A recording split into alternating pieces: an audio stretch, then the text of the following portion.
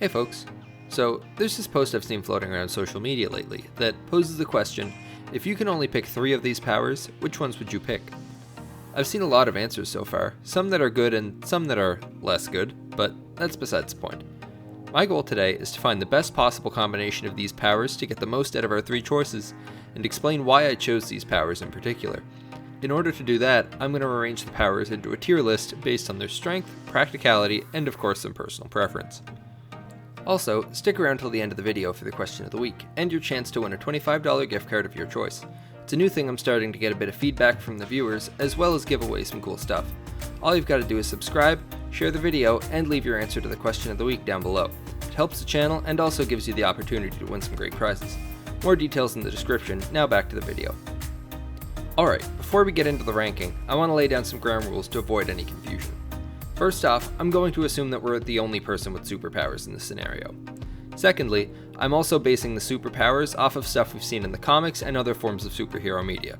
Lastly, I'm going to assume that we do not inherently adapt the other powers of a character just by choosing one of their powers, but there are some powers that can include or give you the ability to attain others. And with that, let's get into the ranking. So to start, we're going to knock off all the F tier powers right off the bat. These are the powers that are basically just a novelty, a party trick, or straight up detrimental to have. Things that would make you stand out among the average citizen, but aren't going to get your own comic book by any means. These powers would include radiation, super smell, super sight, super hearing, and being attractive if you even call that a superpower. I'm also going to put siphon abilities in this category, because if we're assuming you're the only person with powers, then there's no superpowered people for you to siphon powers from in the first place. Next up are the E tier powers. These powers are mostly things that are good abilities to have, but you're going to need something else to supplement it if you're looking to fit in amongst mainstream superheroes. Unarmed combat, agility, and stamina all belong in this tier, as without the others they kind of fall apart. Submariner, because I feel like breathing underwater and swimming fast wouldn't be very practical in real life. Now for some more controversial choices. Weapon Master. Being good with a gun is great and all, but unless you want to live a life of crime, it's not going to be all that useful. Radar Sense. Pretty cool in combination with other powers, but not going to make a huge difference in your day-to-day life. Insanely Rich. Alright now, hear me out. Being super rich is great and all, but when you only have 3 choices, there are much better ways to use them. When you're a super-powered person, money will be the least of your issues when you could just conjure it into existence or use the powers to get rich anyway. The final E tier power is going to be elasticity. Let's be real, nobody likes Mr. Fantastic for the fact that he's stretchy. People like him for his brain. Same goes for Elastigirl, except people like her for a completely different reason. Now we're moving up to the D tier powers. These are the powers that are typical of a side character in a superhero team. Usually not enough to run the show by themselves, but pretty useful as part of a team. First of all, we have Feral. If you're into furries, this is definitely the power for you. Ice control, electricity control, and fire control are also similar that I'm just going to lump them all together. Pretty cool abilities, but unless you're also a god, this puts you in side character territory. Gadgets can be greatly advantageous, but can also be achieved through other means.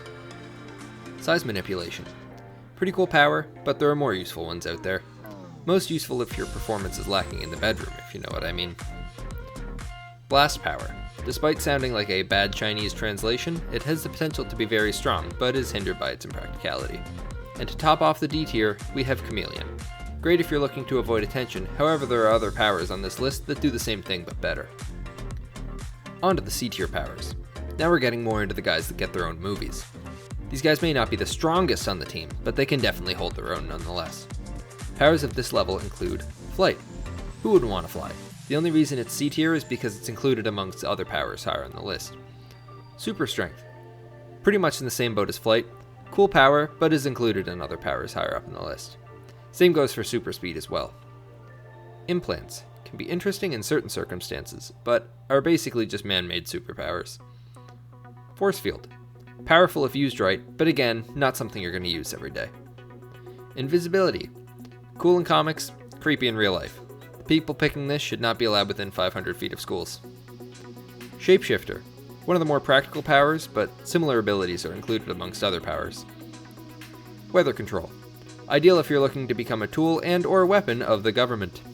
Lastly for C tier, phasing. Yet another power that is really cool in comics, but leads you to a life of crime if you want to make regular use of it. B tier. Now this is where you start to find your heavy hitters. These are the powers that, if in the wrong hands, could lead to the complete decimation of the human race. Immortality. Now to keep things simple, I'm going to define this as someone who will live forever unless they're killed, meaning they cannot die of natural causes. This ability is pretty spectacular, however there are some abilities that allow you to achieve the same results still better in this list. Invulnerability.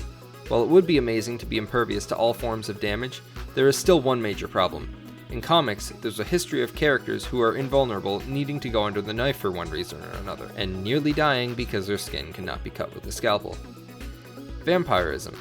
A combination of super speed, shapeshift, flight, and several other powers. The only reason this is not A tier is because its inherent weakness to sunlight. On the bright side, vampires have a tendency to attract hot babes, so there is that. Necromancy. Ever wanted to raise an army of the dead? Well, this power may be for you. Otherwise, it's pretty impractical. Psychic. With psychic abilities, you could have the power to predict the outcome of every event ever to take place, making you yet again a very valuable asset to the government. And lastly in B tier is magnetism. Oh, so you can move metal? Big deal. Oh, but I assure you it is. If you've ever watched the X-Men movies, you'll know that the ability to manipulate metal can be used in a wide variety of ways to give you many other abilities in this list, like flight and super strength. Now we're into A tier.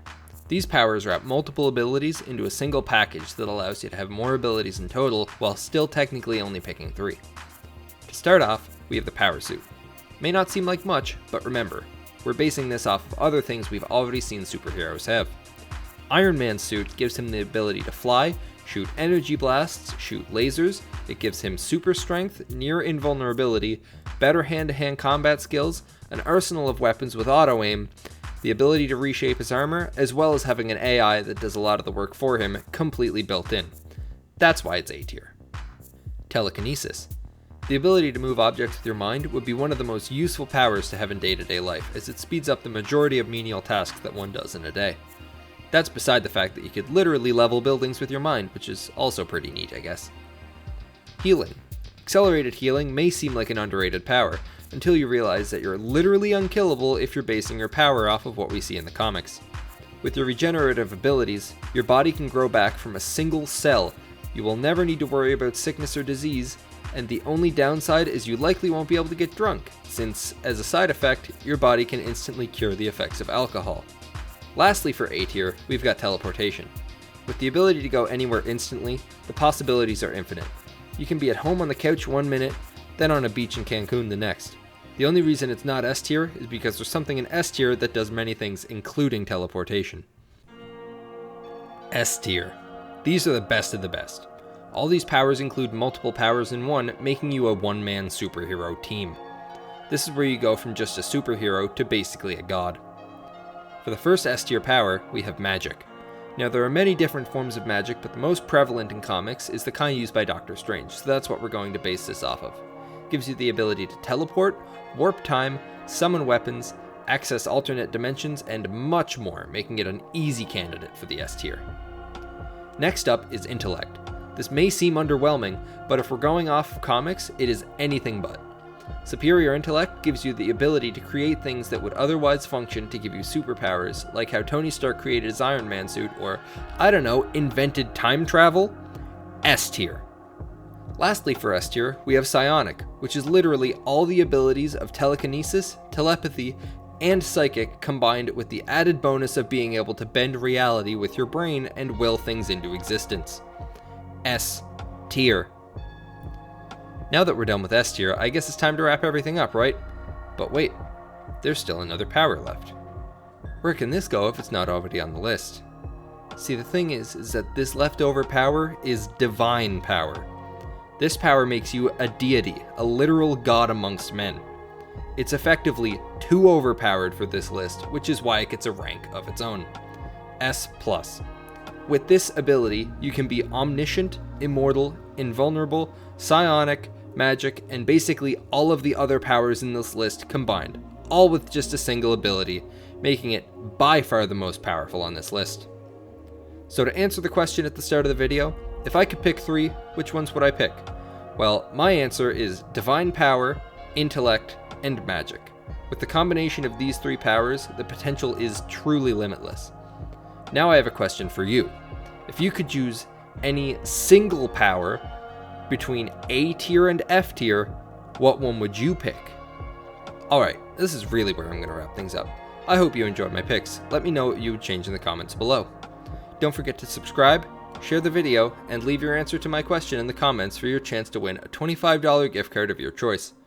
Also, I have a TikTok account if that's something you're interested in. Follow me at IslandIdiotYT. See you next week, idiot.